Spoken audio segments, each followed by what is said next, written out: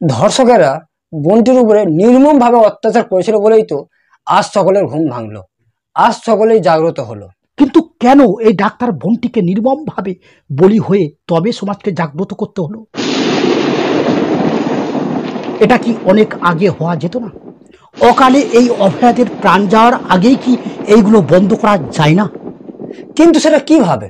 Live টেলিকাস্টে আমরা সকলেই জানতে পারি একটি মেয়ে কিভাবে ধর্ষণ হয়, ধর্ষণ হওয়ার সময় তার ওপর কিভাবে অত্যাচার করা হয়েছে সেইগুলো জানতে পারি, তাকে কিভাবে মারা হলো সেইগুলো আমরা লাইভ টেলিকাস্টের মাধ্যমে জানতে পারি।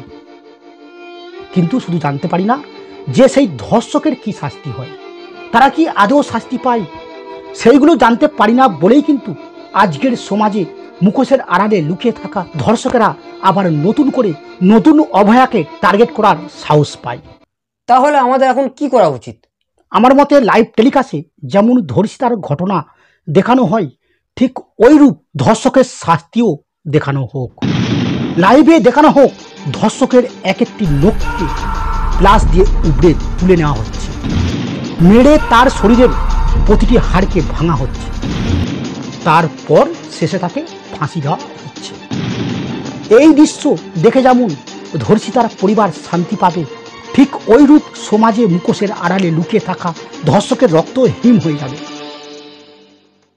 তারা নতুন করে কোনো অভয়াকে টার্গেট করার আগে 100 থেকে 1000 বার ভাববে তার সাথে কি ঘটতে পারে।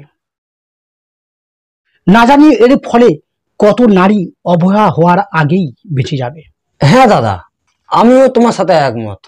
এবার যদি আপনারাও আমার সাথে সহমত থাকেন তাহলে অবশ্যই এই ভিডিওটি শেয়ার করুন। অনেক হয়েছে, আর নয়, আসুন আমরা প্রতিজ্ঞা করি এই ডাক্তার বোনটির ধর্ষকেরা যতক্ষণ না শাস্তি পাচ্ছে ততক্ষণ আমাদের প্রতিবাদ জারি রাখব।